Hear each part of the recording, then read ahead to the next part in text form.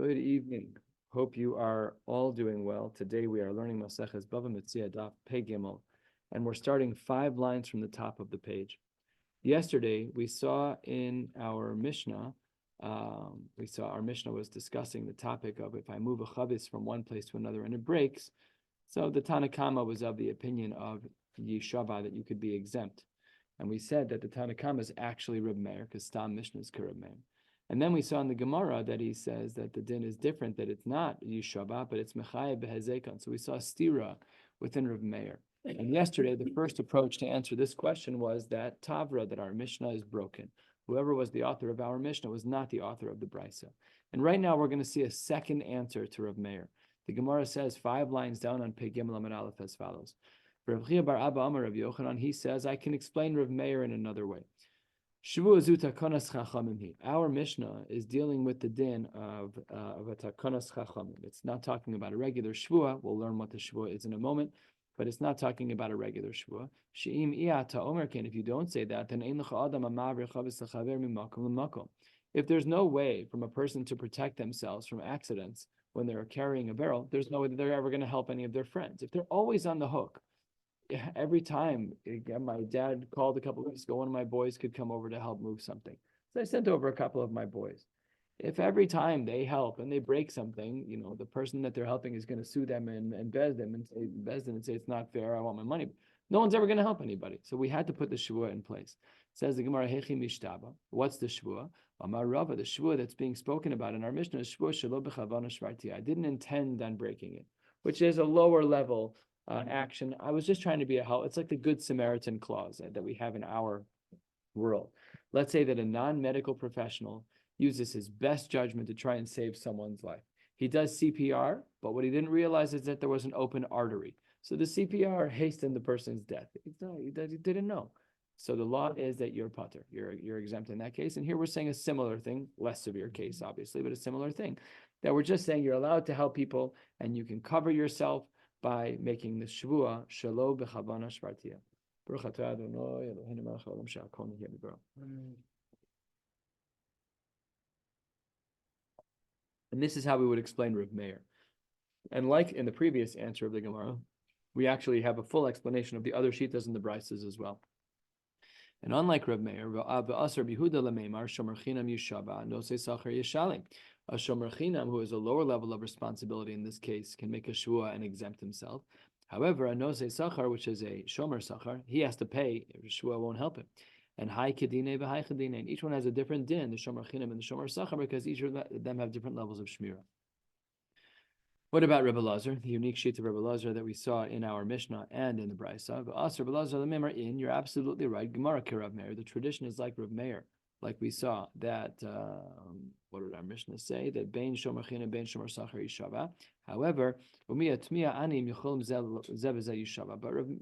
Rebbe Lazar didn't understand the sheet at all as to how they could both make a shvua. And what's his problem? Says the Gemara. I could understand that a shomer chinam should be given the latitude to make a shvua that he was not posheya. And if he does, then he's going to be patur.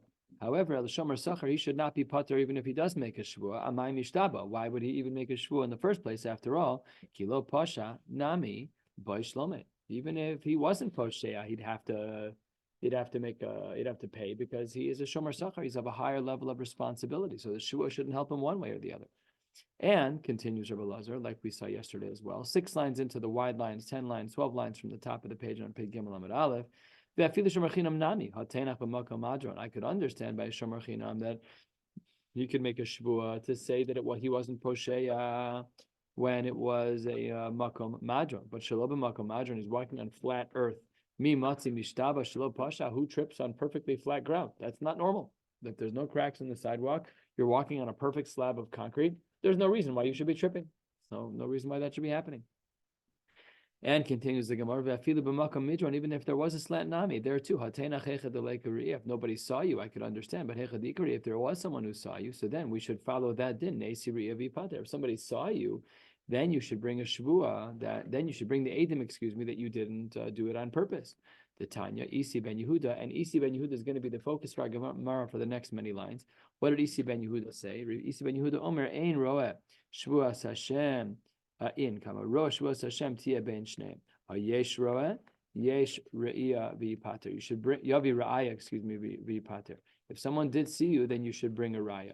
So here we're going to see cases where a person should not make a shvuah and they should bring a raya.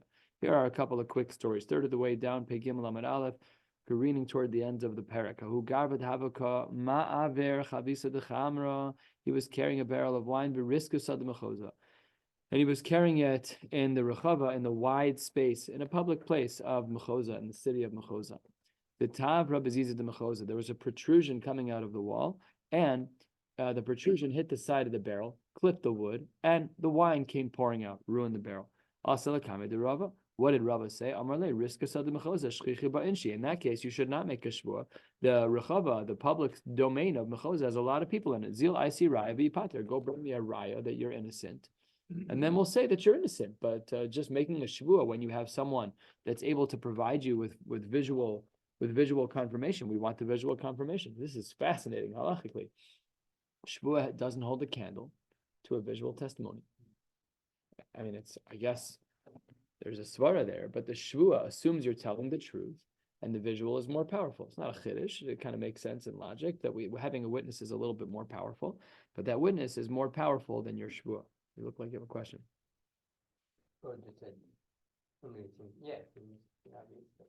It seems obvious, but I would have thought from our Mishnah that if it says Yeshava, that once we have the rule of Yeshava, you don't have to do anything else. But what we're saying is that Yeshava is not this like carte blanche, everyone can just make a shua. We test the system. If you had someone who saw what you did, we want them instead of you. Meaning we have a pecking order. We know that a shvua works and we know that re'iyah works. But the re'iyah trumps shvua. So that part was a little bit mechudash to me. The Gemara says as follows. Amar le Rav Yosef Berei Kiman. Who is this shita like where we say no shvua, but yes to the visual confirmation? Ki isi? Are you saying we hold like isi? Amar le, he says, Rava says back in ki isi usvir lan kavase. We hold like him, that we prioritize the visual re'iyah over the verbal yishava. And another story, Hahu Gabra Damar Le Lechabre, Zilzavin Le Arba Mea Dani Chamre. I want you to go buy me 400 barrels of wine. That's a lot of wine. That's like the feeder wedding on Sunday, bro. That's like over the top. 1 bottle of red, 1 bottle of white. That's how it goes. Nice and economical. I hope it's Bartanura. Probably. Says the Gemara, where are we? Oh, so Azal Zavanle. So the guy, you tell me to go buy you 400 barrels of wine. I go, I buy the barrels of wine. I bring them over to your house. Amarle, Zvini lach arba mea danichama. I really did my job. I went to go buy you your 400 barrels of wine. As you can see, I have pallets upon pallets of your wine. However, v'takifulahu, all of them have spoiled and become a vinegar flavor. They've all turned. So asalakame de Rava. This is not normal that all 400 barrels would turn at the same time. Amarle, what did Rava say? They said, Arba mea dani chamra tkifi, the 400 barrels of wine, when they all go bad, kala isle milsa. That's the kind of thing that people talk about. If 400 barrels of wine turn, everyone's going to know. That's, let's call it $100 a barrel, whatever it is. It's a ton of money. It's a lot. So, zil I see raya, de meikara, ki mizav naslahu, chamra ma'al yubi pater. Go bring me a raya. I don't want your shvua. Because this is Islay Kala, because the people are talking about this, so I want you to go bring me a raya from someone who knows what's going on, that when you bought them, it was in fact perfectly good wine. Perhaps you bought trash wine. You bought wine that was already turning. We saw this earlier in the Maseches as well, that wine that turns into vinegar tastes a little vinegary from the taste test in the beginning. There's always a little bit of a time in the beginning. It's probably not true of our wines, because our wines are muvushal, and they're a little bit harder to turn, I presume. Does it turn because of bacteria? Our wines are sterile. They will never. They're pasteurized. They will pasteurize. They will never turn sour until you open them. But once you open them, Once you open them, they're in air, like the air we're breathing right now. It has bacteria. Filled with bacteria. Molds, spores. What about wine that's not muvushal, that's not boiled? It probably could turn in the bottle. I mean, it's airtight, but it still probably could turn if there's any microbes in there. But if it's not mevushal, there's no guarantee of sterility. Right, because it's not pasteurized. Sooner. Right. Right. Got it. But there are bottles of wine today that were made back in the late 1800s that are still drinkable. Perfectly fine. Yeah, because they were sealed, Wow. pasteurized. That's pretty impressive. Okay, so that's what the Gemara says. Bring me a visual raya. I don't care for your shvua. I would rather have edus. So good. It's a good shas yediyah for us to know that whenever there's a shvua, if we have another form of verification that's stronger, then we won't want the shvua. Amarle Rav Yosef Berei Kiman. Who is this like? This is Rava's son who said this to him. Kiman Kiisi. Amarle Rava said again, yes, in Kiisi was Svirlan Kabase. Next, Iskin Rav Chia Bar Yosef. Rav Chia Bar Yosef made a takana b'sichra. Sichra is the name of a place. Hani dedaru be'agra be'ispar. Someone who's carrying something be'agra. Oy, this word has been used in so many different ways in our Masechta because agra is schar. There's a whole bunch of other different definitions as well. Here, as Rashi explains halfway down, dedaru be'agra, mot, kafuf be'emtza. It's a pole that's bent in the middle. V'nosno al ksefo, v'nose shnei badin, v'shnei rosha, v'nose bo masa kaveh. So if you could imagine like a I'd say like a 90-degree angle piece of metal, and you put it around your neck so that there's two things coming out over here, okay? And you have a rope on one and a rope on the other, and the two things are holding something heavy. So you can just brace it by letting your back doing a lot of the carrying. That's the case over here. So says the Gemara, if you're carrying something with that pole around your neck and it breaks, ispar, nishlam palga. Here you have to only pay half of the damages. This is super odd.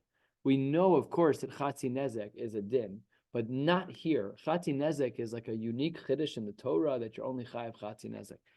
You are paying half, but not because of the din of chatzi nezek. My time, why do we have to pay half? We're 2/3 of the way down, 8 lines before the end of the parak. My time, because nafish lechad v'zuta l'trei. Really, what you're carrying is a lot for one person and really too small for two people. It's that awkward in between weight. Karav la'ones v'karav l'pshia. And you're right on the line between an inadvertent, irresponsible move and a not so irresponsible move. So therefore, you only have to pay halfsies. Very interesting halacha, why we would ever say that. Maybe that means you should have had two. But so says the Gemara that if you make that judgment call where you look at the thing, you kind of pick it up, you assess, I can do this. Super weird, but so says the Gemara. My judgment call there is if it's too big a load for one person, it requires two people. I would have thought the same. So what they're arguing here doesn't make much sense. The only thing my natural thinking was like what you're saying. The only thing I can think of is that you have an intervention of a tool of some kind. And this tool is made in a way where, again, it drapes over your neck. It's hard. It's like a harder pole. And meaning you use an intervention that was meant to increase your capacity as an individual. So maybe because you took that effort, which is this, so like there's 3 stages. One man can carry it, one man can carry it with a pole, and 2 men can carry it. So that would be my only possible way that the halacha would have this very odd, like if I were learning this be'iyun, I would double down on this, be like, wait 1 second. Something here requires some research. What's the logic as to why we don't say what you just said, which is if one guy can't carry it, kick it up to 2. What's this middle of the road approach? I totally hear you. And bedigla, had it been that it was something that needed 2 poles to be carried, okay, well, in that case, mishal and kula, that's the line in the sand. If you're using 2 of these different poles to carry something, for sure you're guilty, and then you're obligated to pay in full. Rabba bar Chanan, Tavru le, Hanhu shkulai chavisa dechamer. Rabbi Bar Chanan had people who were carrying wine for him, and they broke it. And you know what he did? Shakal ligli maihu. He took their coats, he took their garments, and said, "Well, you guys broke my barrel. My barrel was worth $100. Your 5 coats are worth 20 a pop. I'm taking all 5 of them to equal out." Asu, Amru l'Rab. They went to the people who broke the bottles, who broke the barrels. They went to Rab and say, "This is what happened. This is what Rabbi Bar Chanan did." Amar le, Rav said back to Rabbi Bar Chanan, "Havlahu glumahu, give them their coats back. This is not the way that Jews do business. This is not appropriate. You should not do that." Amar le, dina hachi. Is this really the halacha? Amar le, and according to many, we take out the words in. Amar le, the way we should function is laman telech b'derech tovim. So our Gemara has the word in. Does everybody have the word in their Gemara? Yeah. Yeah. So the Gemara, the Mefarshim here say it's not in the old Defusim. It's not in the old texts of the Gemara. So really, if it has the word in, it means yes, this is the halacha, and here's a pasuk to boot. If it doesn't say the word in, it means that this is not the halacha, but leman telech b'derech tovim. We're Yashar people. This is not the derech hatov. This is not the right way to do things. What? Like Mishur said, you're Lifnim Mishur said. Yeah, exactly right. Exactly right. So again, if the text of the Gemara that we have is correct, then what I just said is not true. But without the word in, so then the way that it reads, is this the halacha? And Rav said, just leman telech b'derech tovim. Just be a good yid, be a good person. I'm not saying it's the halacha, but be a good person. So Yahiv Lahugli Mayu. So he said, okay, I'm an Erlich Yid, and he gave back the coats to all of these workers. And then these workers who dropped the barrel wanted to get paid, which isn't so gishmak because they dropped the barrel. Amruleh, they said to Rabbi Bar Chanan, Aniye Anan, we're very poor, V'tarchinan kuliyoma, we worked all day for you, V'chafinan, we're famished, we have no food, V'les lan midi, we have nothing. Amarle, Rav looks over at Rabbi Bar Chanan and says, Hava graihu, go pay them what they are owed. Amarle, Dina Hachi, is this in fact a din? They broke my barrel. Why do I have to pay for it? Amarle, skip the word in again according to the commentaries. Be'orchos tzadikim tishmor. This is the right way to do things. Be above the fray. Those who take the high road typically wins. The good guy always wins out. All the other nice phrases that tell us that we should be above the letter of the law and into the spirit of the law. Hadron alacha socher su'unan Baruch Hashem. We finished the 6th perek of Maseches Bava Metzia, heading toward, we're definitely into the second half. We're actually three-fourths of the way through. Baruch Hashem. Let us start the next perek of, what's it called? Socher Sapora. Says the Gemara at the new Mishnah at the open of the perek, 15 lines from the bottom of Peg Yimel Amud Aleph, Socher Sapora. So I have workers. I say, guess what, guys? You got to show up late. We have to arrive early. I want you to get there an hour before you start, and I want you to stay an hour after closing. This should sound familiar. People who work, this sounds like your life. It says the Gemara, you should show them this Mishnah, by the way. Makum shenagu shelo lahashkim. What? Baruch Hashem, it's been worked out. Baruch Hashem. It's because Hashem runs the world. Of course. Makom shenagu shelo lahashkim shelo lahariv. If it's not the custom in that place to ask people to get to work early or to stay late, einan rishai lechofan. You're not allowed to force someone to do that. It's not an appropriate thing to do. We're going to discuss whether or not there's money in the Gemara involved in this discussion. Makom shenagu lazim. If it's typical in that location to feed your workers, you have to feed them. Lasapek b'masika yasapek. If you have to give them masika, Rashi says that it's some kind of condiment, like a dipping condiment. Rashi says 3 lines from the bottom, 4 lines. Masika is lifton, and lifton is typically a condiment of some kind. So that's why Hakol Kamina.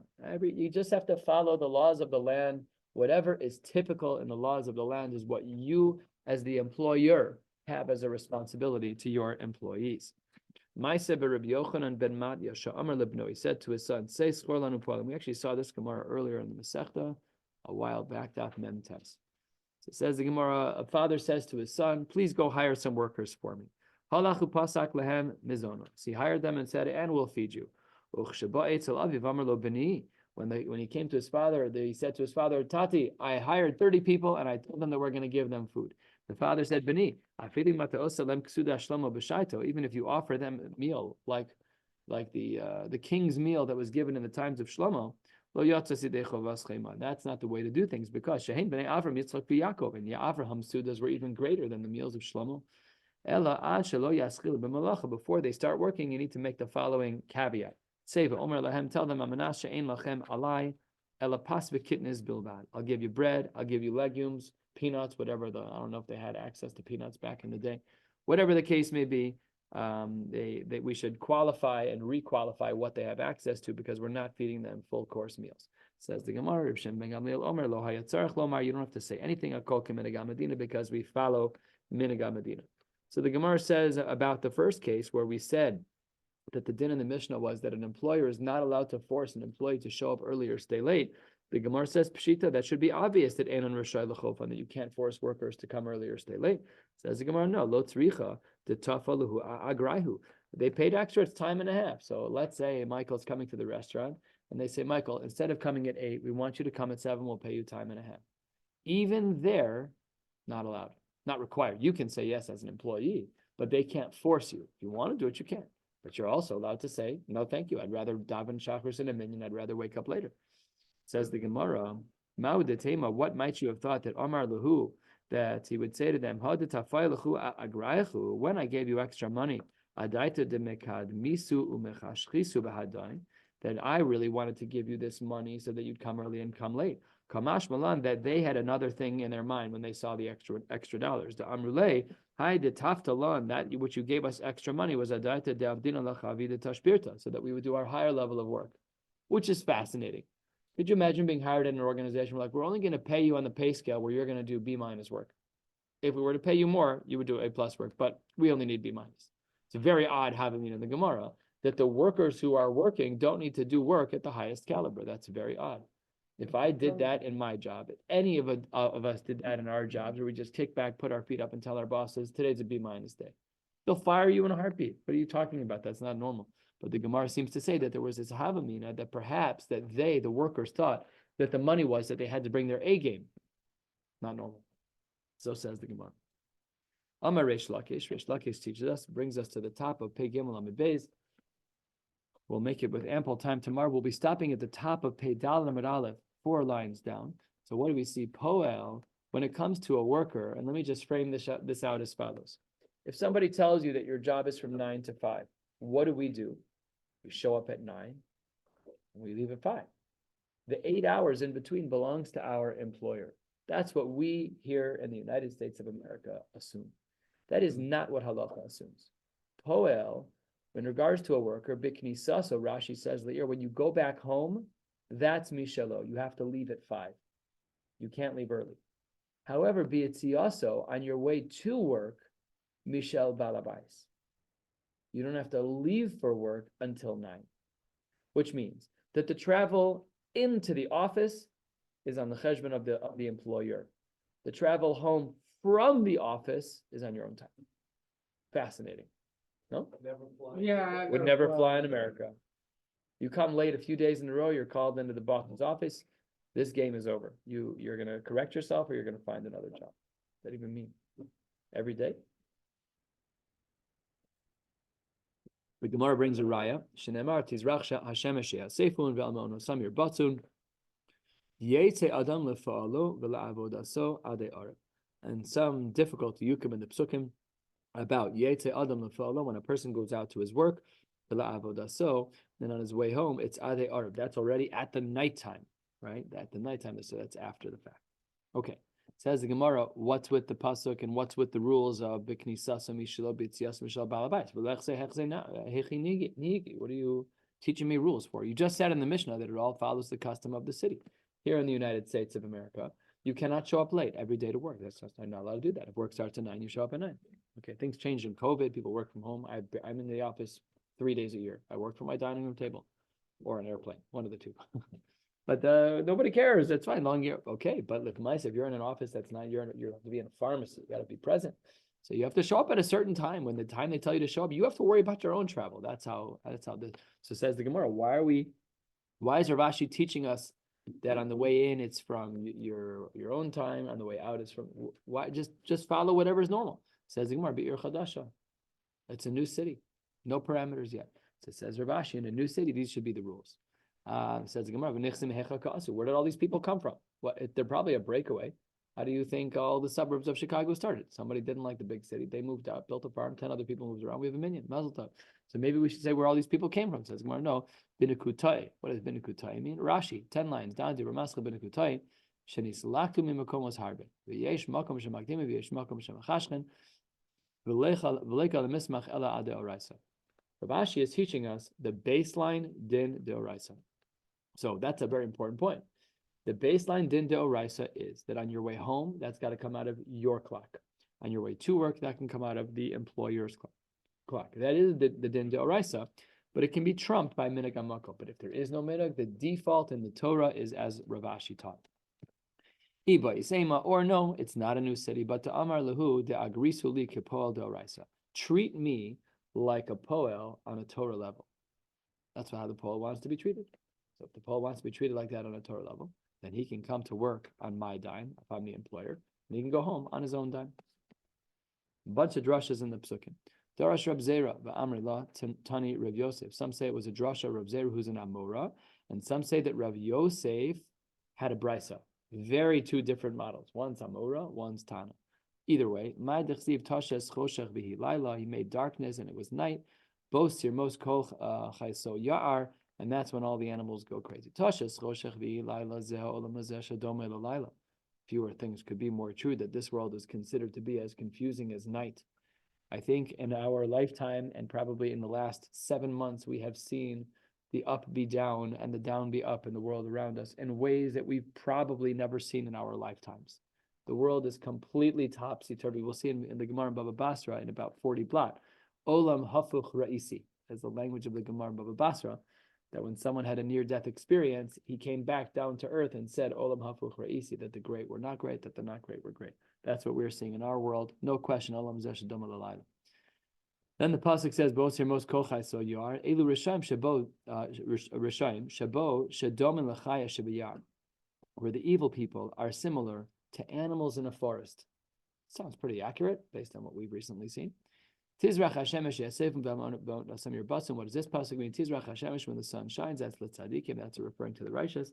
Yeah, when they will be gathered in. What's that part of the pasuk talking about? Rishayim legehenim, that the evil people will go to the gehenim ve'alma onasam your batsun, that they will crouch in their time. Ein lecha called tzadik v'tzadik she'ein lo madur lefichlodo.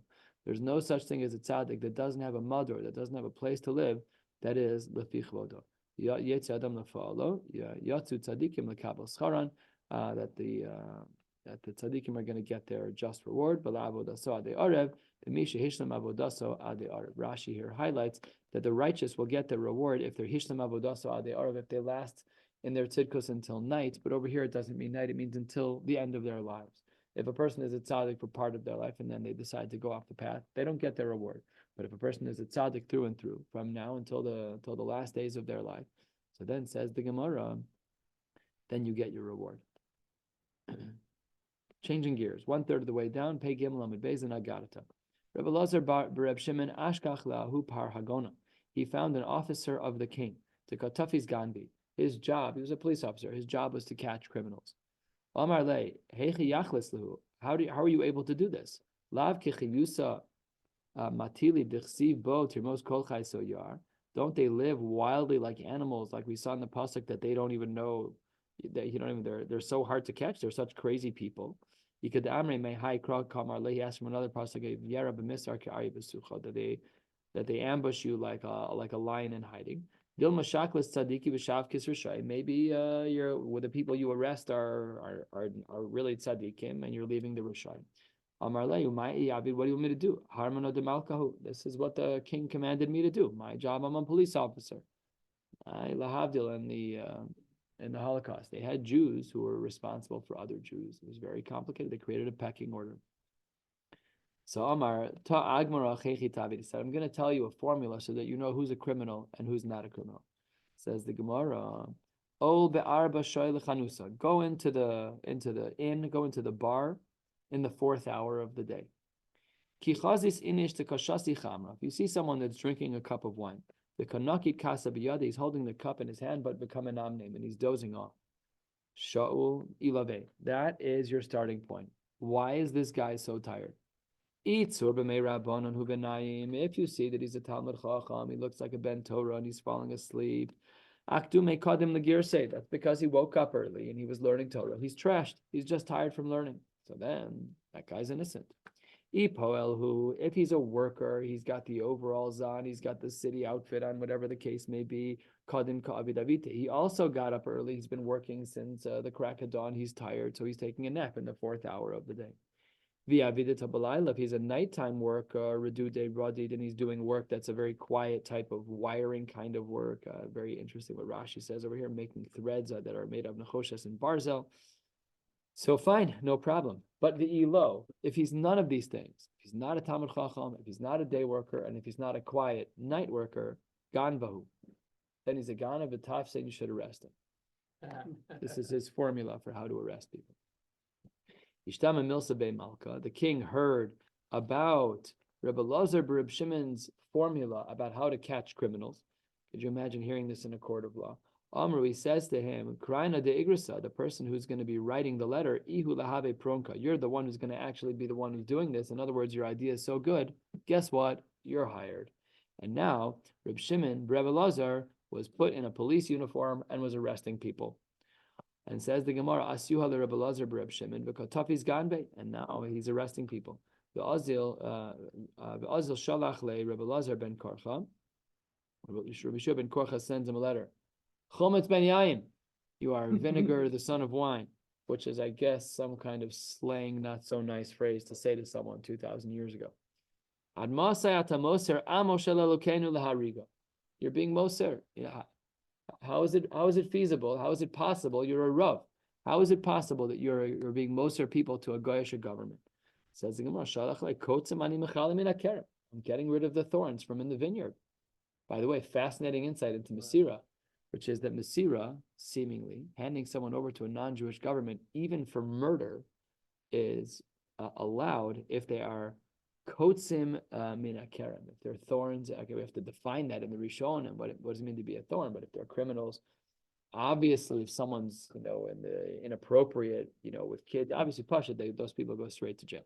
That should be obvious. But there's an in-between phase where people are doing bad things, but is it worth giving them over to a government where they will die? So the implications of this dialogue are far-reaching.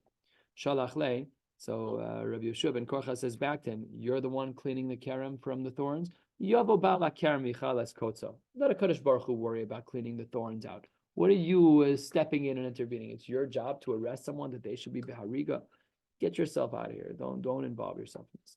Yom Echad, one day, paga be'ahu kopes. So Rabbi Lazar Reb Shimon was walking through the community in his uniform, and he saw a kobes, a guy doing laundry. Karye, the guy screamed out of his shop at Rabbi Lazar Reb Shimon, and he says, Chometz ben yayin. Fascinatingly similar to the claim that he had heard a little bit earlier from Rabbi Yeshua ben Korcha. Amar, Rabbi Lazar Reb Shimon argued to himself, Midchatziv kulehai. If this guy is so disrespectful to call a police officer Chometz ben yayin, shmami na rishiyahu. My kishkas are telling me this guy's a Russia. Amar lahu, he says to the paddy wagon behind him, you can picture the carriage, the horse-drawn carriage with a cage on the back from the old movies. And so he says to them, Amar lu tafsu, arrest the koves, arrest this guy. If he's cursing me out the way that he is, pashut, he's a Russian. Tafsu, they did. And then lebasar denach nafshe. After Rebbe Lazar Reb Shimon's feelings kind of got a little bit more settled, Azal basrei lifroke, he went back to the jail to free the person. However, he was too late. Below Matzi, he wasn't able to free the person. His death was imminent. He was by the gallows. Kari Ale, he said, Rebbe Lazar Reb Shimon said about the guy, about the koves who called him Chometz ben yayin. He said, Shomer pivu l'shono, one who watches his mouth and his tongue, Shomer mitzaros nafsho. That person will prevent themselves from a lot of trouble. Just keep your mouth shut. If you have nothing nice to say, don't say anything at all. This guy's going to end up dying because of his comment. Says the Gemara, Zakfuhu, he was hanged, he was killed. But look, Rabbi Lazar Reb Shimon, much as it was true that he had a job to do and he thought this guy was a Rasha, he didn't want him to get killed. And come to say Zakifa, v'kabachi. He stood under the tree, Rabbi Lazar Reb Shimon, and he was crying. He was very upset. Amrulay, a bunch of people came over to him and said, Rebbe, you should stop worrying. The guy who just died was Taka a Rasha. Al yera be'einecha. Don't think that you did anything wrong. Shehu uvno bahlu nara me'urasa b'yom ha'kipurim. Okay, this is not the kind of guy you want to give shlishi to on Shabbos. The father and the son had tashmish shamita with a woman who was engaged to still a third person, and on Yom Kippur. That is an impressive level of rebellion. I mean, you really got to be off the derech on that one. I don't even think off the derech is sufficient. This is rebellion should be rebellion. We know, of course, that one of the chamesha sinuyin, one of the 5 restrictions on Yom Kippur is tashmish amita. But that restriction is for a husband and a wife. It's not for violating another woman who isn't your wife. So there's multiple stacked isurim here. And then he felt so much better. He niach yado al b'nei me'ah. Rabbi Elazar Reb Shimon put his hands on his own stomach. He made the decision from his kishkas. He put his hands on his kishkas. Amar sisu b'nei me'ai. Sisu, you should be joyous, my innards. You should be joyous. Umasveko shelachem kach. Just like my kishkas read this guy as a Rasha, and I was right. Vadai shelachem alachas kama v'kama. Then in a case where it's a vadai, all the more so should it be true. Vadai shelachem. Rashi. Makom sheyesh tam bedavar kigon hanach denaimi bechanusa. So Rashi says the raya that I brought you earlier, those are vadai cases. When you're not the Talmud Chacham, when you're not the worker, when you didn't do the late night shift, and you're still drinking and falling asleep, you're a criminal. He says that's a case of vadai, alachas kama v'kama, muftach ani bachem, he says to his innards, she'ein rima v'tolea, sholetes bachem, you guys are going to be safe from bugs. So it says. Even though it was true that the guy who ended up getting killed because of Rabbi Elazar Reb Shimon, he still felt bad, which is a normal human being feeling. Lo meisva daita. He did not have yishuv adas, as we would say in the Hebrew parlance. Ashkiyu asama deshinta. They gave him a drink that made him go to sleep. They gave him an anesthetic. Vailuhu lebesa deshisha. And they brought him into the marble house. The base of the shisha back in the day was the doctor's office, some kind of reference like that. The karu lekrese, they cut his stomach up into pieces. He was a zaftig guy. He had a very big stomach. And havumafke mine dikule de. They were able to extract from his stomach many, many baskets of fat. Tarba is fat. Umosve b'shimsha, they put it out in the sun. B'tamuz ve'av, they put it out at the hottest season of the year in the months of Tammuz and Av. Below misrache, and they did not spoil. He was testing himself because he said, "Oh, my innards are never going to spoil." So they took his innards and they put it out in public. They never spoil. Says the Gemara, "Kol tarbaname lo tisrach." No one's fat is ever going to spoil sitting in the sun. Why not? Why is there? That's what the Gemara assumes. That human fat just sitting out there in the sun is not going to spoil. Makes no sense. Okay, so that again, that requires commentary. Rashi gives a fascinating explanation, one that doesn't help. Rashi says 3 lines from the bottom: Kol tarba lo misrach ela im kain yesh basar imo. Fat alone doesn't spoil. Fat with meat spoils.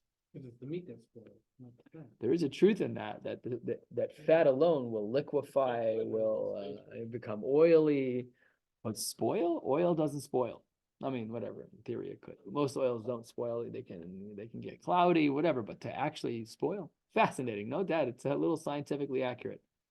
Oh, I don't know the answer, but I would think though, I would think that fats would spoil, especially in a warm climate.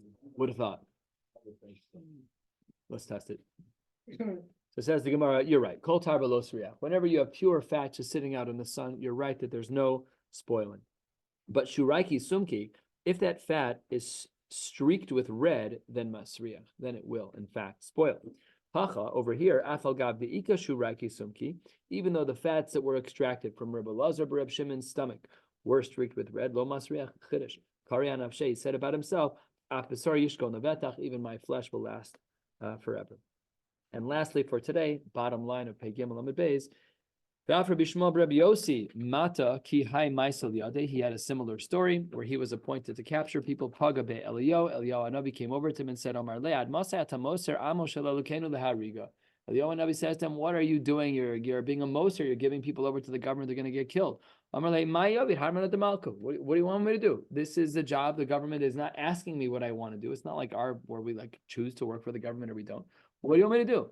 So Amar le Eliyahu Navi said, Avuch arak ba'asya. Your father, when he was in this situation, he left town. He went to the city of Asya. At arak leludkia. You should pick up and move right now. Get out of town. Go away. We'll stop right here and we'll pick up in Yirtzeh Hashem on the 4th line with Daf Pei Daled tomorrow by recording. Wishing you all a beautiful night.